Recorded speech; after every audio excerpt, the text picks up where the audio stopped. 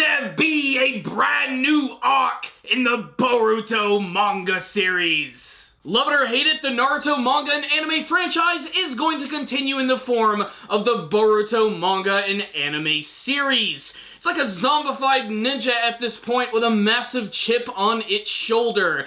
That chip being the entirety of the original Naruto series. It has a lot to live up to, and it doesn't want to just be a straight carbon copy of the original. And that was exemplified in this week's chapter of Boruto, as Boruto has finally decided to take a stance and decide that no, he does not want to become the Hokage. He simply wants to be a kick-ass ninja, just like Sasuke Uchiha. Most importantly, this week's chapter of Boruto was also the beginning of a brand new story arc, which no longer has any movie baggage. It's not adapting the film anymore, it's going to its own thing, and you know what? That made this week's chapter incredibly refreshing, and it immediately gets there at the beginning of this week's chapter, so let's just start from the beginning. There is a lot to talk about.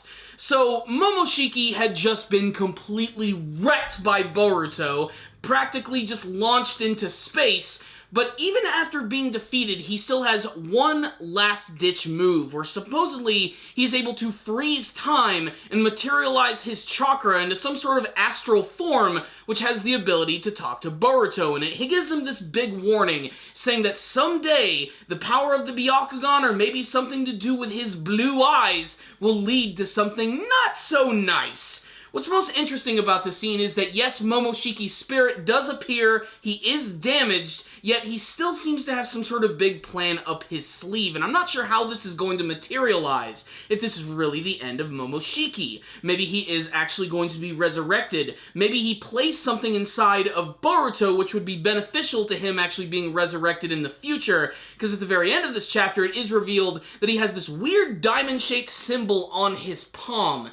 And I'm honestly not sure what the hell that means, but the scene where he freezes everything and talks to Boruto is very important. It lets us know that something really bad is going to be happening to Boruto at some point in his future, and apparently his eyes are going to be the cause of it. Whether it be him activating his Byakugan, which was teased at the beginning of Boruto, or something else entirely, remains to be seen. I also really loved how sly Sasuke was in this chapter. Even though Momoshiki had managed to basically freeze everything in space and time, Sasuke is still able to listen in on what's going on, but he still is harboring some suspicions, which are going to be left on the cutting room floor, as we don't know until we get to the next chapter of the series. Moving along, we get to see that Boruto is taking this weird warning in stride, and we move back to Konoha Village, where we get to spend some time with some of the other various teams. The brand new Inoshika-cho, which of course consists of Shikadai, Inojin, and of course, everyone's favorite Cho-Cho.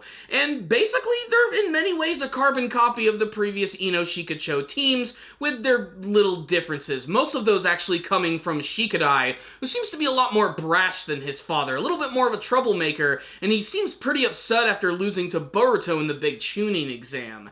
We even get to see that Mogi even has a big mission for them. Not to be outdone, we also have the son of Gaara himself, Shinki, who is having some second thoughts about his abilities after seeing what Boruto was capable of. Despite the fact that he cheated in the tuning exams, he was still managed to take down Momoshiki.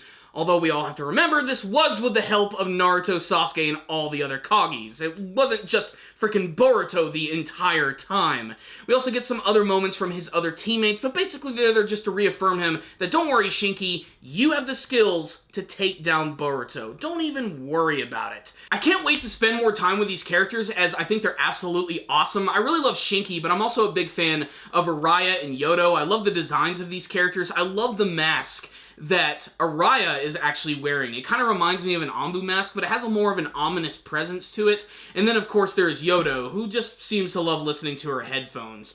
And I'm still not used to the look of Gaara and Kankuro yet. I mean, more so Kankuro, he tends to look like an older version of himself, but man, I just miss Gaara's spiky hair. It looks really weird when it's slicked back. Listen to the bald man when he talks about hair. He means business. And then that brings us to Boruto himself, who seems to have a much chummier relationship with his father at this point. It's practically diabetes-inducing when they actually decide to run out for the day and they decide to give each other a little bro fist. It's a really nice moment between father and son, and I really hope we're not going to go down the rabbit hole of him resenting his family again. I just think that would be really annoying.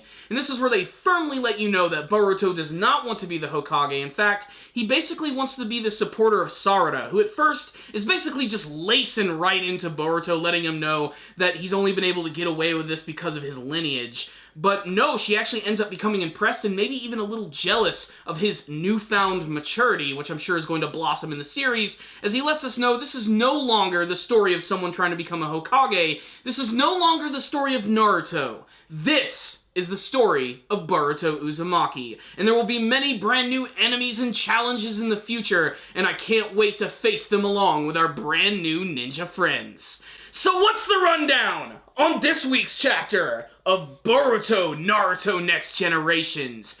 It is finally here! It is an exciting time to be a Naruto fan, to say the least. I know there's a lot of people out there who are completely sick of Naruto at this point. They feel that they're milking the cow dry, so to speak. But honestly, I think this is a great way to start this brand new story arc, with new characters set in a world that we really love, and firmly establishing that it's not just going to be a carbon copy of what we've seen before. Case in point, Momoshiki. What is this guy's plan? Is he really planning on coming back? Was this some sort of ominous warning that the Byakugan is going to awaken some sort of destructive power that Boruto himself has no way to control? Is it a warning that there might be some more celestial invaders coming to the planet to drain it of all of its chakra? Is this somehow related to the very first chapter in the series, which teased a brand new confrontation with some new characters we've yet to still make another appearance? Just so much hype in this chapter right here. I really did love it quite a bit. What I think I loved most about it is that it really does feel like a natural progression of the series and not too forced, even though a lot of the teams are basically tailor-made to be reminiscent and give you a lot of nostalgia from the original Naruto series. Building up some more of the tension with Gaara and his family as well, his son Shinki, who is basically just feeling the burn from this big Chunin exam and seeing how it was interrupted by a massive villain that he himself felt that he had no reason to fight. He didn't think that he would have the power to do it, although Gaara seems to have a little more confidence in his ninja son. And then there's Boruto himself, who honestly I think is starting to become way less annoying, but only for the fact that he's deciding to go against the grain. Unlike his grandfather and father, he doesn't want to be the Hokage. He doesn't want any of that stuff on his shoulders. He just wants to be a really kick-ass ninja. Essentially, he wants to be the White Knight for Sarada, and I think that's pretty damned awesome. And then of course there's that big revelation at the end of the chapter that Naruto has some sort of weird marking on his palm. Now, these type of things in the Naruto series are usually a pretty big deal. They usually have some sort of relation to the Otsutsuki clan. It might be related to a curse seal. It might be something completely new that we have never seen before. For now, I'm just going to call it the Mark of Momoshiki, as it's still kind of a mystery, but I have a feeling that Sasuke is going to be doing some investigation. But we're just going to have to wait to see where they're going to take us in the next couple arcs of the series.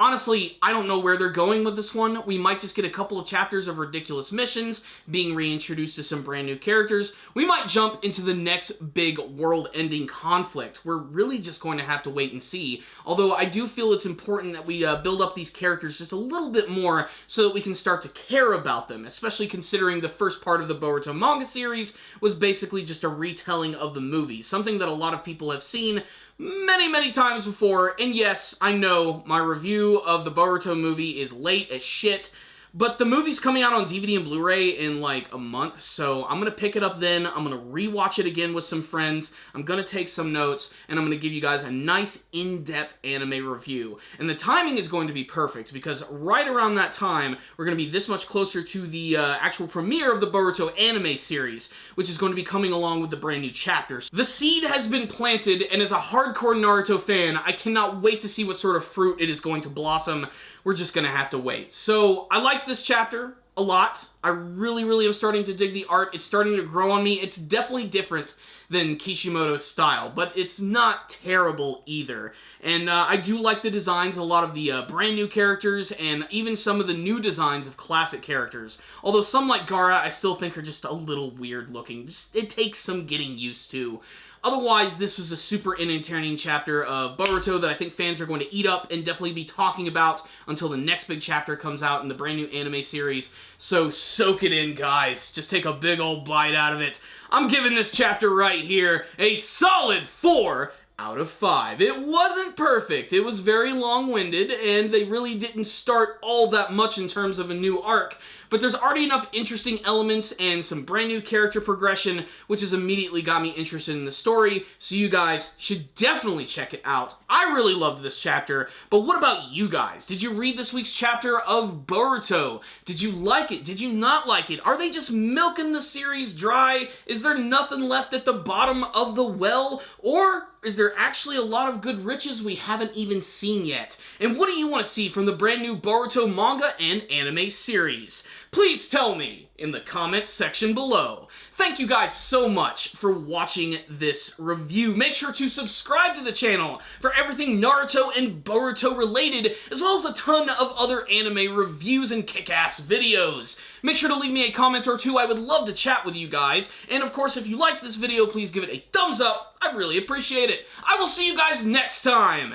And as always, stay dandy, baby.